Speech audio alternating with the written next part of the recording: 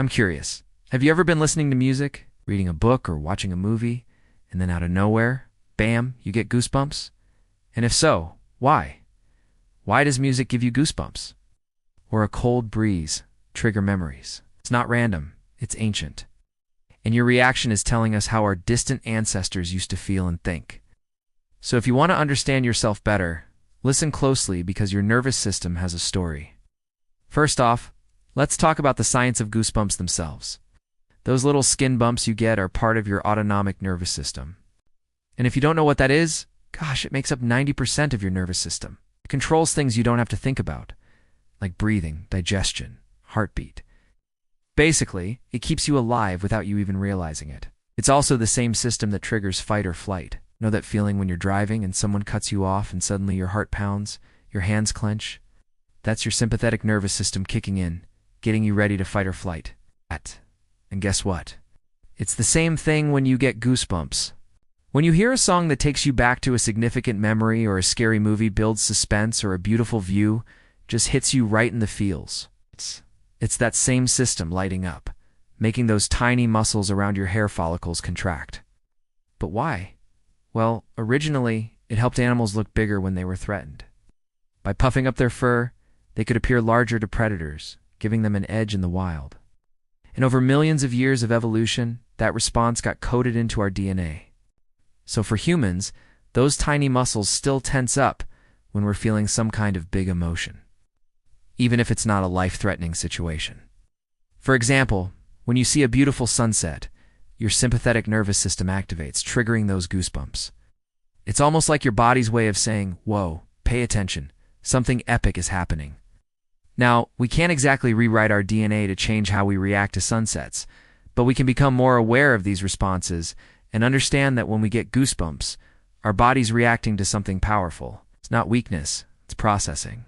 But wait, there's more to this story. A few decades ago, researchers discovered a special area in our brainstem that plays a big role in this whole goosebump symphony. They call it the periaqueductal gray, which sounds fancy. But it's basically a group of neurons that come to life when you experience peak emotion. Like when you re-move to tears by a sad song or feel the chills during a scary movie. This area acts like an orchestra conductor, sending signals to different parts of your nervous system, including those tiny muscles that create goosebumps. Here's where it gets really interesting. Studies using brain scans have shown that this part of your brain also lights up when you feel physical pain, both emotional and physical. It's like your body's alarm system for intense emotions, triggering the same response as physical danger. This helps explain why you might feel a physical reaction, like goosebumps or a lump in your throat when you're overwhelmed with a strong emotion. But why does this happen? Well, it's all about survival. Our ancestors, who felt pain but could unescape it, evolved to feel motivated to take action and avoid similar situations in the future. So the areas in our brain responsible for feeling and processing pain became intertwined with our emotional centers. It's like our brain took notes from our experiences and decided, hey, this kind of emotion feels painful, so let's make sure we feel it physically too. This way we're more likely to avoid repeating those mistakes. For example, if our ancestors encountered a predator and some got eaten while others escaped, those who survived passed on their genes and their stories to the next generation. Over time, that fear became encoded in our DNA. So now when we hear a loud noise or see something dangerous, our brains and bodies react as if our lives are in danger, triggering those fight or flight responses like goosebumps. You might be thinking, okay, that makes sense for danger. But why do we get goosebumps when we re-move to tears by a sad song or a beautiful view? Well, it's the same deal. Feeling intense emotions like grief or awe is our brain's way of telling us to pay attention and process those feelings. Just like physical pain, intense emotions can be overwhelming, so our brains evolved to help us cope. By physically reacting to those emotions, like with goosebumps, we're more likely to take action and process them effectively. It's like our brain's way of making sure we don't ignore or avoid important emotions. This is why you might find yourself tearing up at a funeral, moved to tears by the loss, or feeling a chill during a beautiful moment, deeply moved by the experience. These reactions aren't random or weak.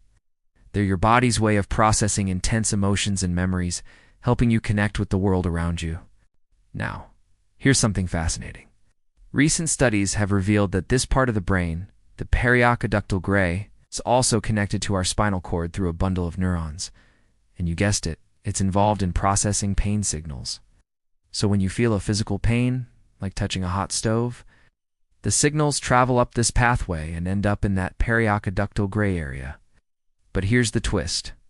When you're in a bad mood, more neurons get activated along this pathway, making it easier for pain signals to reach your brain. In other words, your emotional state can affect how you perceive physical pain. If you're feeling down or stressed, you might be more sensitive to pain. But it goes the other way around too. When you're in a good mood or feeling positive, you might feel less pain. Isn't that amazing? Your emotions and physical sensations are intertwined in this intricate dance.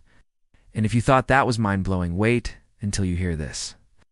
Researchers have found that the periaqueductal gray area also plays a role in our ability to control pain. When this part of the brain is stimulated, it releases a chemical messenger called endogenous opioids. And you might be thinking, what's that? Well, endogenous opioids are natural pain relievers produced by our own bodies. They're like internal painkillers that help us cope with physical pain. Here's how it works. When you experience a painful stimulus, like an injury or surgery, your body releases endogenous opioids to help you manage the pain. They bind to opioid receptors in your nervous system and basically tell your brain to chill out on the pain signals.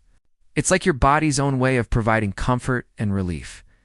But hold on to your seats because it gets even more fascinating. The same area of the brain that's involved in processing intense emotions and pain also plays a role in our ability to feel pleasure. Yes, that's right.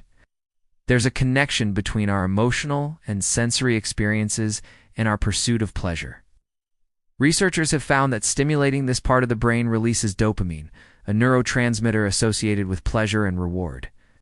It's like there's a little reward center in our brain that gets activated when we experience something enjoyable. Guess what? It's all connected to our evolutionary past, our ancestors who sought out and savored pleasurable experiences. Like tasty food or social connections, we're more likely to survive and pass on their genes. So the ability to feel pleasure and associate it with certain activities became hardwired into our DNA. This explains why we naturally gravitate towards things that feel good, like spending time with loved ones, indulging in delicious food, or simply relaxing in a comfortable place. It's not just about seeking happiness, it's about survival. Think about it. When we experience pleasure, our brains release feel-good chemicals like dopamine. These chemicals act like internal rewards, making us feel good and reinforcing the behaviors that led to that pleasurable experience. For example, when we eat delicious food, our brains release dopamine, making us feel satisfied and more likely to seek out tasty food in the future. It's like a little feedback loop that helps us prioritize activities that increase our chances of survival. You made it to the end of the video. Kudos. I hope you enjoyed learning about why you get goosebumps and the fascinating connection between our emotions, pain and pleasure. It's amazing how our bodies react to the world around us, isn't it? Remember, every shiver down your spine, every lump in your throat, every tear that falls is a story of survival and connection.